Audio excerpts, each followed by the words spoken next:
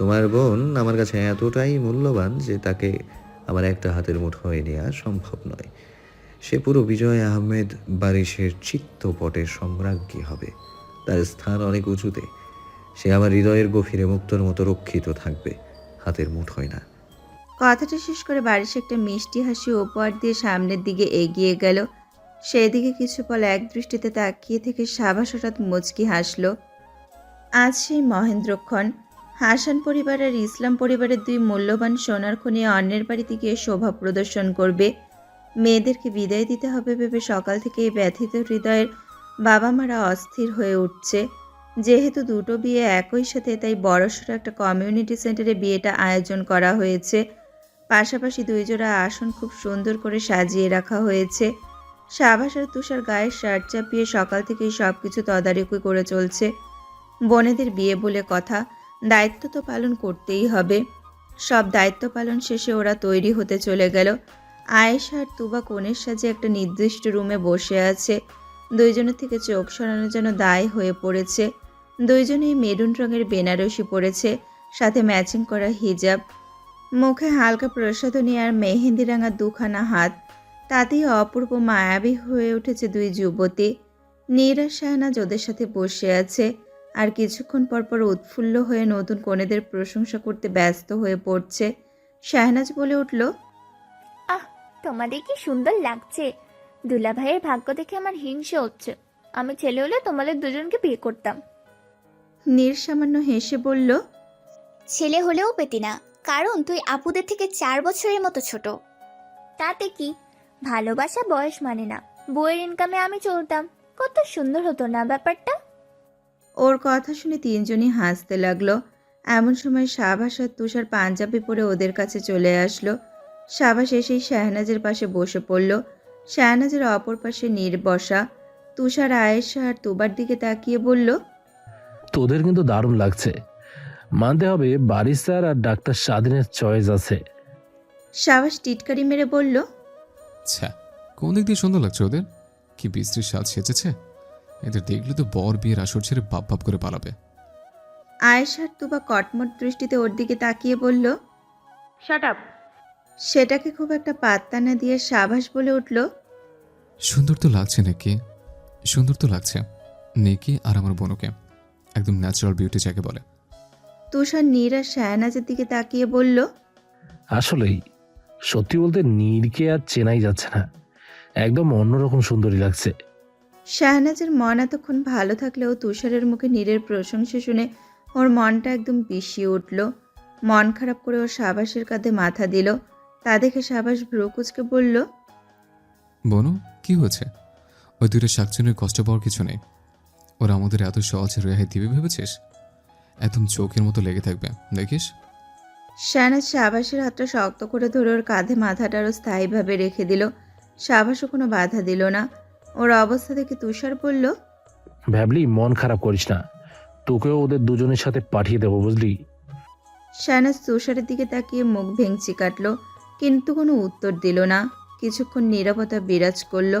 নীরবতা ভেঙে আয়েশা হতাশ স্বরে বলে উঠল, আমি ওই বুড়োকে বিয়ে করব কিভাবে? শালা আমার থেকে 10 বছরের বড়। স্বাধীন ভাইয়া আর তুবার জুটিটা কত সুন্দর। ওদের বয়সের গ্যাপ জাস্ট 4 বছর।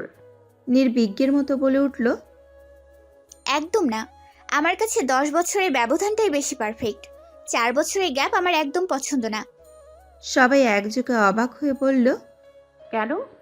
হেতে করে নীর খানিকটা ভরকে গেলেও নিজেকে সামলে নিয়ে বলল, স্বামী স্ত্রীর মধ্যে বয়সের ব্যবধান কম থাকলে স্ত্রী রেগে স্বামীর গায়ে থুতু ছুঁড়লে স্বামী উল্টো থুতু ছোঁয়ার সম্ভাবনা প্রবল, কিন্তু বয়স ব্যবধান বেশি থাকলে উল্টো থুতু খাওয়ার সম্ভাবনা নেই। সাবাস তৎক্ষণাৎ বলে উঠল, তবে তুলে আছাড় মারার সম্ভাবনা অত্যাধিক। এখন তুই ভাব, থুতু খাবি না আছাড় খাবি? নীর ঠোঁট উল্টে সাবাসের দিকে তাকালো, আর অন্যদিকে সবাই হাসতে লাগলো। তুবা হাসতে হাসতে বলল, সিরিয়াসলি নীর, তোর থেকে এমন কথা শুনতে পাবো এটা জীবনেও কল্পনা করিনি। রাইমা খালেমণিকে যদি বলে দিই তাহলে তোর ওপর ক্যারাটে প্রয়োগ করে দেবে। তুষার সামান্য হেসে বলল, এমন বেহুদ্দা লজিক আমাদের বলেছিস, অন্য কাউকে যেন বলতে না যাস আবার। নীল লজ্জিত ভঙ্গিতে হেসে মাথা নিচু করে ফেলল। ওর লজ্জা পাওয়া মুখটার দিকে আর চোখে তাকিয়ে সাবাস মনে মনে বলল, আহ নিকি, এসব কি বলছিস? আমি কি কখনো তোকে থুতু ছুটতে পারি? তবে হ্যাঁ, সারাক্ষণ চুমু খেয়ে লারা নিশ্চয়ই ভরিয়ে দিতে পারি। বারিশ অফ হোয়াইট পাঞ্জাবি আর স্বাধীন ব্ল্যাক পাঞ্জাবি গায়ে নিজেদের বধূদের জন্য অধীর আগ্রহে বসে আছে। বারবার ওদের চোখ নিজেদের বউকে খোঁজার জন্য ছুটে চলছে। কিছুক্ষণ পর তুবা আর আয়েশাকে নিয়ে আসা হলো। ওদের দিকে চোখ পড়তেই বারিশ আর স্বাধীনের মুখ হাঁ হয়ে গেল। ওদেরকে এনে আসনে বসানোর পরও বারিশ আর স্বাধীনের হুঁশ ফিরল না। হঠাৎ সাবাস ওদের পাশে এসে গলা খাকারি দিয়ে বলল, একটা বোনও কিন্তু দিব না, বলে দিলাম। বারিশের স্বাধীন থতমত খেয়ে নিজেদের আসনে বসে পড়ল। তুবা সকলের অগোচরে স্বাধীনের পেটে চিমটি কেটে বলল, এই যে সাইকো সাহেব, আপনার কি লজ্জা নেই? ওভাবে তাকিয়েছিলেন কেন? মনে হচ্ছে একটা চশমা পরে আপনার বোন হয়ে যায়। স্বাধীন ভ্রুকুচকে তুবার দিকে তাকালো, কিন্তু কিছু বলল না। অন্যদিকে বারিশ বারবার আর চোখে নিজের হবু বধূর দিকে তাকালেও বধূ কিন্তু একবারের জন্য মাথা তুলল না। কিছুক্ষণের মধ্যে কাজী এসে একসাথে দুই বিয়ে পড়ানো শুরু করলো। আলহামদুলিল্লাহ, দুই নবদম্পতির সূচনা হলো আজ থেকে। জানি না ওদের দাম্পত্য জীবনে কি কি ঘটনা হতে চলেছে, তবে আল্লাহর রহমতে ভালো কিছু হবে তা আশা করা যায়। সাজিদ আর তানজিদ কেমন বিমূঢ় হয়ে দাঁড়িয়ে আছে। বাবা মানে পুরুষ তো, তাই চেয়েও কাঁদতে পারছে না। নিজেদের কলিজে ছিঁড়ে অন্য কেউ নিয়ে গেলেও যে তাদের কাঁদতে নেই। যদি সিনু আর রায়সার মতো মেয়েদের জড়িয়ে ধরে মন খুলে কাঁদতে পারতো, তাহলে হয়তো বুক থেকে কিছুটা ভার কমে যেত। কিন্তু মেয়ে যখন ছলছল চোখে সামনে এসে দাঁড়ালো, তখন আর নিজেকে সামলে রাখতে পারল না। মেয়েকে জড়িয়ে ধরে ফুপিয়ে কেঁদে উঠল সাজিদ আর তানজিদ। ওইদিকে কাঁদতে কাঁদতে সিনু আর রায়সার অবস্থা বেগতিক। তানিয়া আর রায়মা ওদের ধরে রেখে নিজেরাও কাঁদছে। এসব থেকে নীর আর শাহনাজ মুখে হাত চেপে কান্না আটকে যাচ্ছে। সবার ভঙ্গুর অবস্থা দেখে বারিশ আর স্বাধীন অসহায়ভাবে একে অপরের দিকে তাকালো। ওরা বুঝতে পারছে না ওদের এখন ঠিক কী করা উচিত। আয়েশা প্রায় আধ ঘন্টা সাজিদকে জড়িয়ে ধরে কাঁদল। অতঃপর দুর্বল পায়ে হেঁটে সাবাসের সামনে গিয়ে দাঁড়ালো। সাবাস স্বাভাবিক মুখভঙ্গিতে দাঁড়িয়ে এক দৃষ্টিতে বোনের ক্রন্দনরত লাল হয়ে যাওয়া চোখ দুটোর দিকে তাকিয়ে আছে। প্রথমবারের মতো আয়েশা সাবাসকে জড়িয়ে ধরে কেঁদে ফেলল। সাবাস এখনো নিজের স্থানে অটল। ক্ষণকাল বাদে বোনের পিঠে হাত রেখে সামান্য হেসে বলল, কাঁদিস না, বিশ্বাস কর, বারিশ স্যার তোকে মারবে না, আমাকে কথা দিয়েছে, সত্যি। এতটা কষ্টের মাঝেও আয়েশা সামান্য হেসে ফেলল। সাজিদ অসুস্থ হয়ে একটা চেয়ারে বসে পড়েছে। ওর আর সামর্থ্য নেই মেয়েকে বিদায় জানিয়ে পাঠিয়ে দেওয়ার, তাই সাবাস বোনের হাত ধরে গাড়িতে তুলে দিয়ে আসলো। বারিশ গাড়িতে উঠতে যাবে এমন সময় সাবাস বলল, একটা কথা শুনুন, এখন আমার বোনকে যদি আজকের পর একবারও কাঁদতে দেখে, তাহলে কোনো কিছু না ভেবে আমি কি ওকে নিয়ে আসবো, সাথে আপনার নাক বরাবর কয়টা খুশি মারতেও ভুলবো না।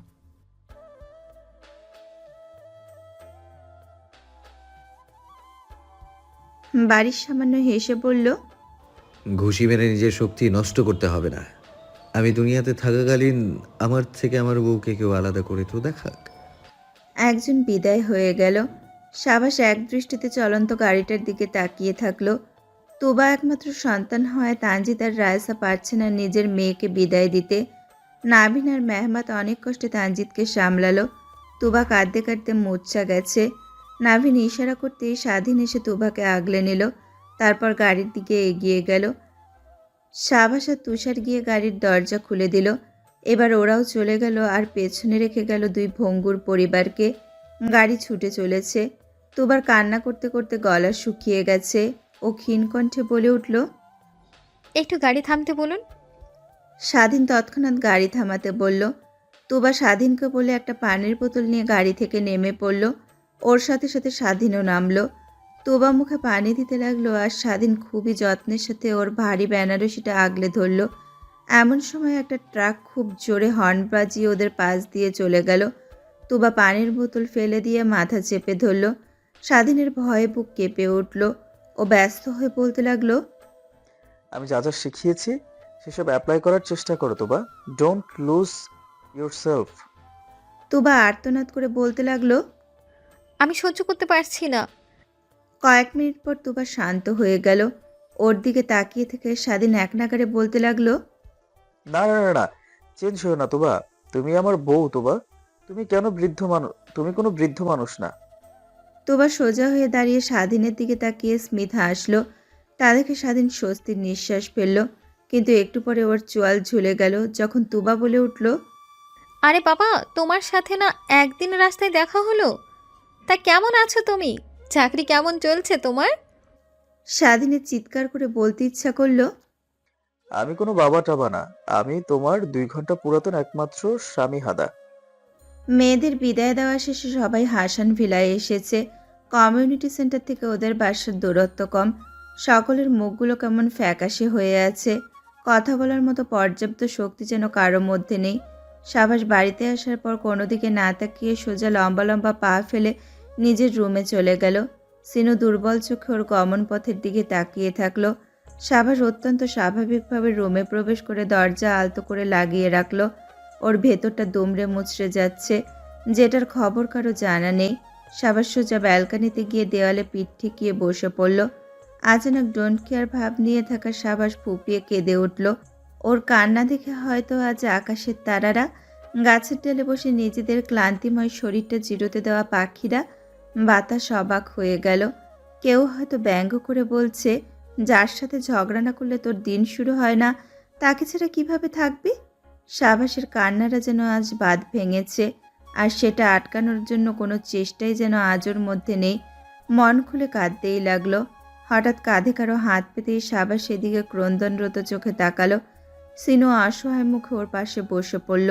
সাবাস কান্না কিছুটা থামিয়ে বলল, মামা, ও কি তোমাদের উপর বোঝা হয়ে যাচ্ছিল? ওর খরচ চালানো কি তোমাদের পক্ষে কষ্টকর হয়ে যাচ্ছিল?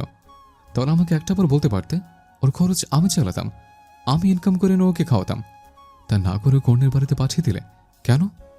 শেষের কথাগুলো বলতে সাবাসের গলা কাঁপতে লাগলো। সিনু নিশ্চুপ কাঁদছে। এই নিস্তব্ধ রজনীতে দুই মা ছেলে কাঁদছে, নিশ্চুপভাবে হু হু করে কাঁদছে। সাবাস এবার মাকে জড়িয়ে ধরে কাঁদতে কাঁদতে বলল, ওকে কেন আমার থেকে আলাদা করে দিলে মাম্মা? আমি ওকে ছাড়া থাকবো কিভাবে? কিভাবে থাকবো আমি? আয়েশা বারিশের রুমের ফুলসজ্জিত বিছানায় বসে আছে। বীর এতক্ষণ ওর সাথেই বসেছিল বিধায় ও কাঁদতে পারেনি। এখনও রুমে একলা বসে আছে, তাই মুখে হাত চেপে চোখ বন্ধ করে পরিবারের কথা ভেবে কাঁদতে লাগলো। ছোট থেকে যে মানুষগুলোর সাথে একই ছাদের নিচে থেকেছে, আনন্দ করেছে, হাসি ঠাট্টা করেছে, সেসব আর পাবে না ভাবলেই আয়েশার চিৎকার করে কাঁদতে ইচ্ছা করছে। খট করে দরজা খোলার আওয়াজ হতেই আয়েশা কান্না থামিয়ে চোখ মেলে তাকালো। বাড়ির রুমের দরজাটা লাগিয়ে দিয়ে হাতের ঘড়ি খুলে ড্রেসিং টেবিলের সামনে রাখলো। পিছু করে এক পলক উদাস মুখের আয়েশার দিকে তাকিয়ে তপ্ত শ্বাস ফেলল। অতঃপর বিছানার কিছুটা কাছাকাছি এসে বলল, আই থিঙ্ক আমাদের নফল নামাজ পড়া উচিত। আয়েশা রোবটের মতো বিছানা থেকে নেমে দাঁড়িয়ে থাকলো। বারিশ আর একবার তপ্ত শ্বাস ফেলে দুটো জায়নামাজ বিছিয়ে দিল। জীবনের এতটা গুরুত্বপূর্ণ একটা অধ্যায় শুরু আল্লাহর ইবাদতের মাধ্যমেই হোক শুরু, তাহলে দাম্পত্য জীবনটাতে আল্লাহর রহমত বিরাজ করবে। নামাজ শেষ করে আয়েশা আবারও পূর্বের জায়গায় গিয়ে বসে পড়ল। হঠাৎ কিছু একটা খেয়াল হতেই আয়েশার অস্থিমজ্জায় ভয়ের সঞ্চার হলো। বারিশ নিজের স্বামী হওয়ার অধিকারটা খাটানোর চেষ্টা করবে না তো? যদি কিছু করতেও চায় আয়েশা তো বাধা দিতে পারবে না।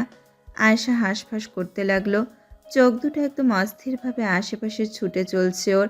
বারিশ বিছানার দিকে এগিয়ে আসতে ধরলে আয়েশা নিজেকে যথাসম্ভব গুটিয়ে নিল। ভয়ে চোখ বন্ধ করে ফেলল। ওর দ্বারা এইসব সম্ভব হবে না। বারিশ ঠান্ডা গলায় বলল, আয়েশা, আয়েশা কেঁপে উঠল, ধীর কণ্ঠে বলল, জি। শাড়িটা পরিবর্তন করো। আয়েশার সারা শরীর থরথর করে কাঁপতে লাগলো। ও মাথা তুলে তাকাচ্ছে না। বারিশ পুনরায় বলে উঠল, কি হলো, শুনতে পাচ্ছ না? আই থিঙ্ক শুনেছো। Please change it. আয়েশা দ্রুত বিছানা থেকে নেমে একটা সালোয়ার স্যুট নিয়ে বাথরুমে চলে গেল। ও বাথরুমের দিকে কিছুক্ষণ তাকিয়ে থেকে চোখে মুখে পানি ছিটিয়ে নিজেকে স্বাভাবিক করার চেষ্টা করতে লাগলো। বেশ খানিকটা সময় পর ও বাথরুম থেকে বেরোলো। বারিশ ওর দিকে তাকিয়ে থেকে বলল, এবার বিছানায় যাও এবং ঘুমিয়ে পড়ো। আয়েশা চকিতে বারিশের দিকে তাকালো। বারিশের মুখভঙ্গি অত্যন্ত স্বাভাবিক। আয়েশাকে ওভাবে তাকিয়ে থাকতে দেখে বারিশ ভ্রু কুঁচকে বলল, কি ঘুমাতে চাও না? যদি ইচ্ছে না করে আই থিঙ্ক তুমি আমাদের অ্যাপার্টমেন্টের দারোয়ান চাচার সাথে নাইট ডিউটি করতে পারো গিয়ে।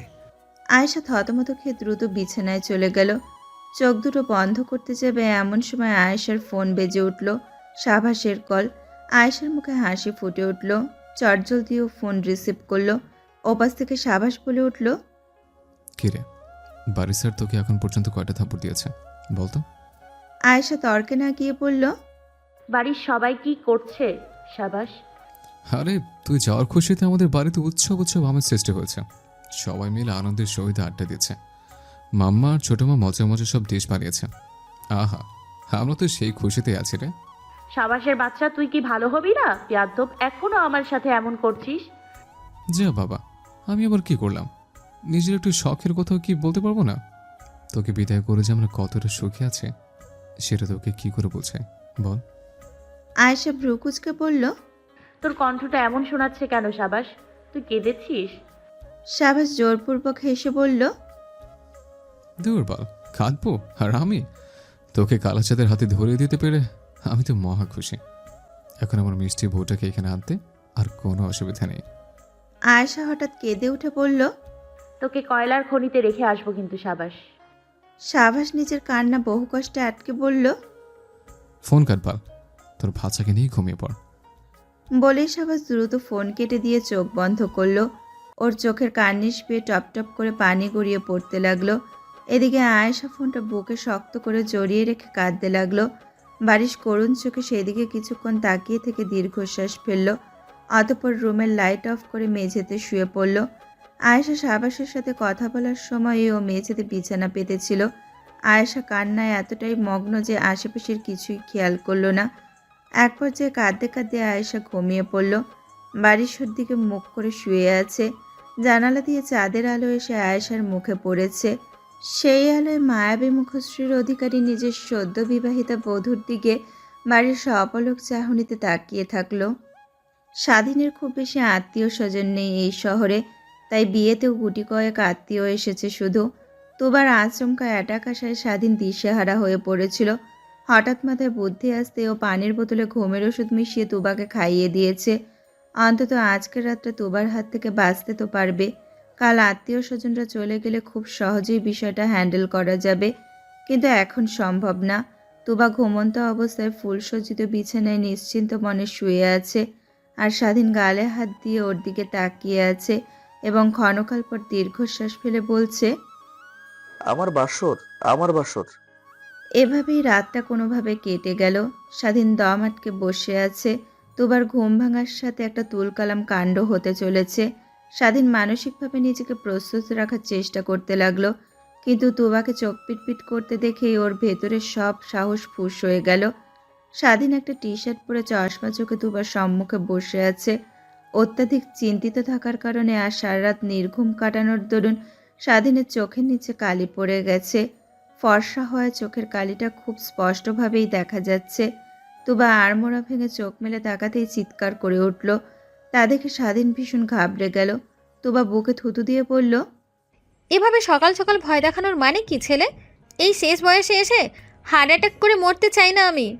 স্বাধীন বড় করে একটা দীর্ঘশ্বাস ফেলল।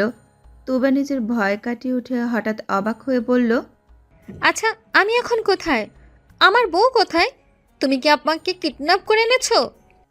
স্বাধীন শীতল দৃষ্টিতে তুবার দিকে তাকিয়ে থাকলো আর মনে মনে বলতে লাগলো, যেখানে বলা উচিত আমার স্বামী কোথায়, সেখানে বলছে আমার বউ কোথায়। ছি। স্বাধীনকে চুপ থাকতে দেখে তুবা উত্তেজিত হয়ে বলল, এই ছেলে, তুমি আবার মানব প্রচারের সাথে জড়িত নও তো? তাহলে বলে রাখছি, আমার বউ কিন্তু আমার মতো এত ভোলা ভালা না, বরং ভয়ঙ্কর ডেঞ্জার। যদি ও জানতে পারে তুমি আমাকে পাচার করে দিতে চাও, তাহলে তোমাকে জ্যান্ত বালি চাপা দিয়ে দিবে। স্বাধীন বড় করে দীর্ঘশ্বাস ফেলে বলল, শুধু এটা শোনারই বাকি ছিল। তুবা স্বাধীনের কান টেনে ধরে বলল, এই ছেলে, কথা বলছো না কেন? আমাকে আমার বউয়ের কাছে রেখে আসো। স্বাধীন হঠাৎ খেই হারিয়ে ফেলে বলল, এই চুপ, আর একবার বউ বউ করলে কিন্তু। কিন্তু কি? স্বাধীন হুঁশ হারিয়ে ফেলেছিল। তোবার প্রশ্নেও হুঁশ ফিরে পেল। আমতামতা করে বলল, কি আর, আমার দাদি শাশুড়ির কাছে তোমার আপনার নামে নালিশ করব। তোমার দাদি শাশুড়িকে? তোমার দাদি। তোবা বিস্ফোরিত চোখে বলল, মানে তুমি আমার নাত জামাই, কিন্তু আমার নাতনির তো এখনো বিয়ে হয়নি।